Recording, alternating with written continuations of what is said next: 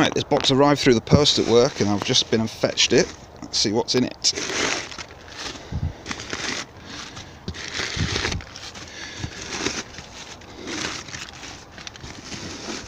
It's my other Villiers 3K, which is quite well packed in. I'm impressed.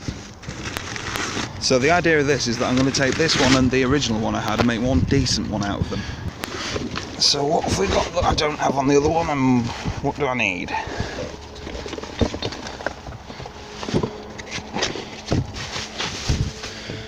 Right, so first of all, still no carb top, that was missing off the other one. But I know where I can get one of those, so that's alright. Carb's not looking so amazing. Apparently these air cleaners are quite rare and I've got 2 of them now, so that's good. It appears to be seized, but I'm going to be a bit more gentle with this one and see if I can unseize it, preferably without destroying the piston like I did last time. If you remember, on my other one, that giant primary sprocket there is held on by a nut that I can't get off, so it's good that someone's removed that for me.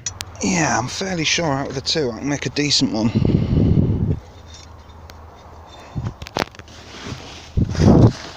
No other extra goodies in the bottom of the box. Pull that back in. So there it is, my other Villiers. Some writing on top of the piston.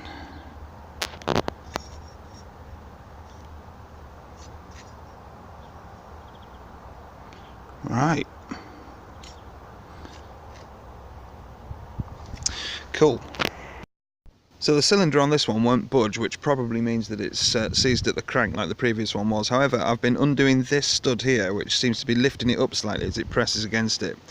Now, because there's no flywheel on it, it's a bit more difficult, but as you can see, I am starting to make a little bit of a gap at the bottom there, so we'll have to just keep trying. So here's the engine up on the beer fridge engine work bay.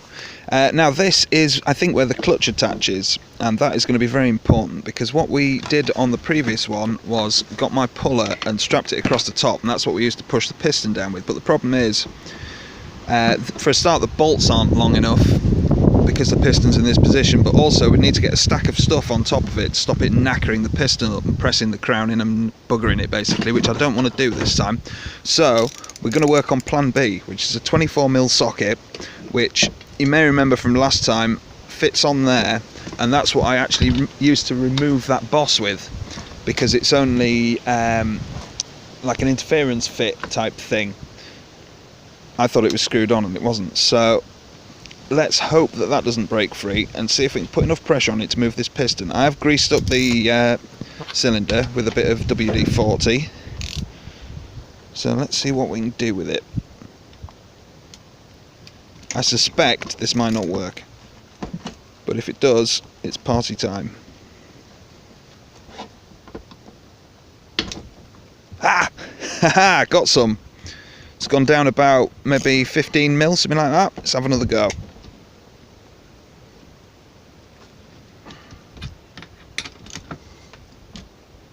Wow.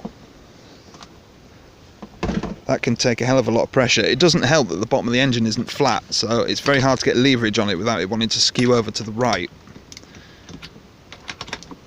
Come on, you bugger. No, I really can't seem to get it to go any further than that, unfortunately. I've even had it on the floor and stood on it and used all my leverage on there, and it just won't work. So I think the next thing to do is, now there's a crack at the bottom there, at the bottom of the cylinder, enough to get some oil in. I'll chuck some 2-stroke oil in it and leave it upside down for a bit so it goes down the bore, then turn it the other way up, so that hopefully some of it goes on the crankshaft. That's what I think's going on. There's your piston and cylinder, and there's your crankshaft, and at the start the conrod was in the top position, which means that in order to get a tiny bit of movement on there, you need a lot of movement on the crankshaft to get the piston to move a little bit because of the position of it. Now we're a bit more like this, so the crankshaft moves about the same distance as the piston, because basically it's going vertically down rather than across and down like it was when it was at the top. So if I turn it back again, it'll lift the cylinder up, we can put something underneath it, and then we're back in this position where we can use a lot of leverage on it, and it should hopefully, there's the leverage we need to move the piston and actually get it out.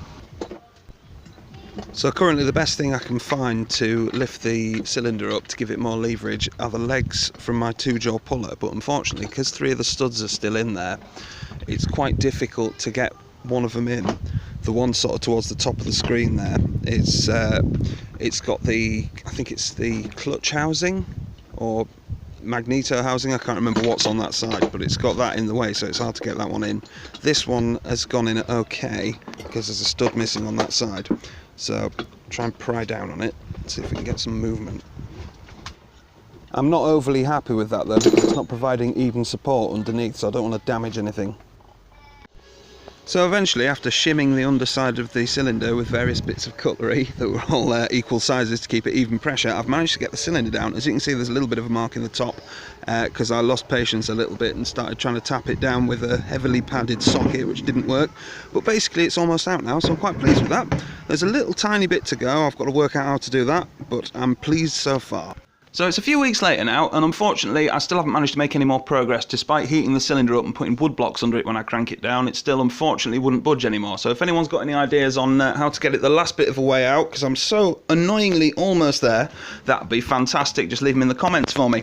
I am learning all the time, so I do make mistakes and things, but this time I seem to have made less of a hash job of it than the previous one, so that's good. You may be wondering what these random pictures in the background are. Me and my colleague James were driving coaches to Alton Towers a few weeks ago, and there was a gate open to a staff-only area, and we found this random old bus, so I thought I'd include pictures of that to give you something to look at.